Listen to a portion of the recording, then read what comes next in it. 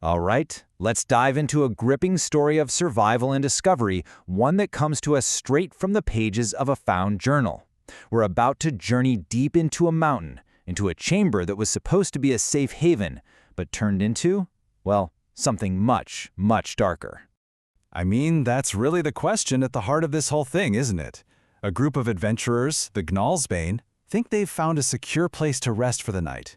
But they're about to find out that in the deep, dark places of the world, safety is a very fragile thing. So, before all the chaos kicks off, there's a warning. The story doesn't begin with a sudden attack, but with that quiet, creeping sense of dread that finds you in your sleep. The night before everything went wrong, the party's rest was, well, let's just say it was anything but peaceful. And what's so interesting here is the thread connecting all of these dreams. You've got Calypso, completely adrift and alone. Roberto, who can't hold on to his own past. Thane and Talinor are both just lost in these vast, empty spaces. It's a powerful theme of isolation, right? Almost like a premonition of being cut off from everything. But one dream was different. While the others were dreaming of being lost, Cedric dreamt of being found. He sees his father, Henrik, and at first, it's this incredibly warm, comforting vision. The dream starts with a big hug and this incredible feast that just stretches on forever. It's everything he could want, right?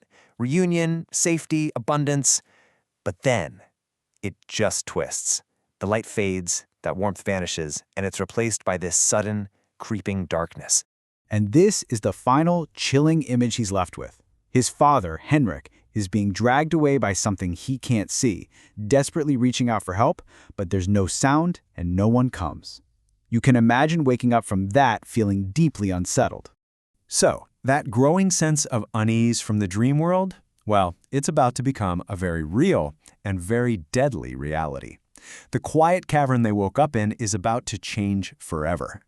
The first sign that something is wrong is incredibly subtle.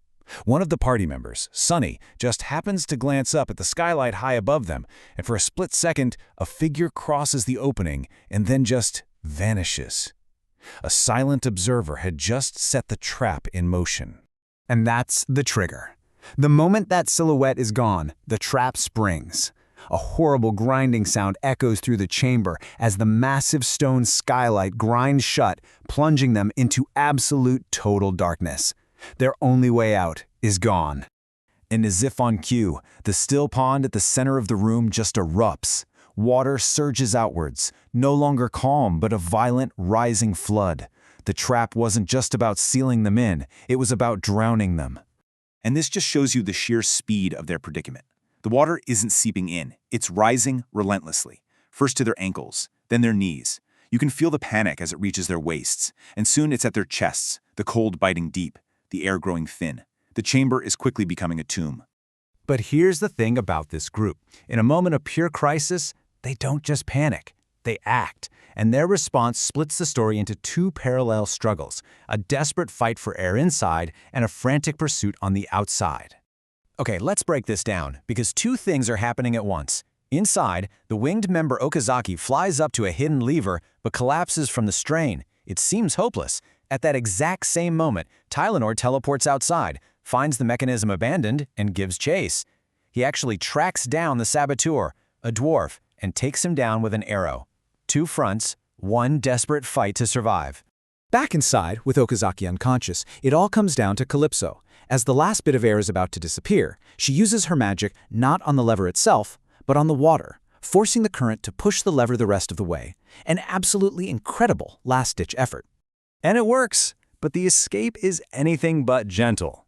The water doesn't just drain, it roars out through these hidden channels, dragging the whole party with it. They're being battered against rocks, thrown from one form of certain death into a violent, chaotic torrent. They survive the water only to be deposited right in front of this, the massive outer gates of the Dwarven kingdom of Hammerdeep. And on the walls above, hundreds of archers with arrows nocked, all aimed directly at them. They've escaped the trap, only to find themselves in the arms of an army. After a first volley of arrows hits the party, it's Cedric who steps forward. Bruised, battered, he shouts the one thing that could possibly save them, his name and the name of the father from his nightmare. This is the pivot point. The name Henrik Featherstep changes everything. With Cedric's words, a potential execution becomes an invitation. An order is given. Open the gates. They are being let into the legendary Dwarven kingdom of Hammerdeep. As they're led inside, the sheer scale of Hammerdeep is just breathtaking. This isn't just a fortress, it's a living city, carved into the very bones of the mountain. It spirals down into the earth, a testament to Dwarven discipline and industry, with the sound of hammers echoing like a constant heartbeat. Their escort takes them past the markets and homes, deeper and deeper into the mountain. Their destination is the very lowest tier, the industrial core of the kingdom, where the great forges burn day and night. This is where their journey ends and where the next chapter begins. But the reception they receive in the heart of this disciplined kingdom is anything but orderly. So, who's waiting for them? We have the silver-haired general who ordered the gates opened, a formidable black-haired dwarf exuding authority, and then there's a goblin, loud, animated, and completely out of place in this hall of dwarven power. The air is thick with tension, the party is wounded, the dwarves are watchful. And before a single word of explanation can be offered, the goblin completely shatters the moment. He leaps out, shouts about his own greatness, and throws a pinch of dust that explodes at his feet in a flash of theatrical chaos. And that's where the journal entry leaves us, amid the smoke and firelight, with this final, burning question. Why is this creature here? In a kingdom built on discipline and strength, what possible purpose could a loud, unpredictable, explosive goblin serve? That's a mystery for another time.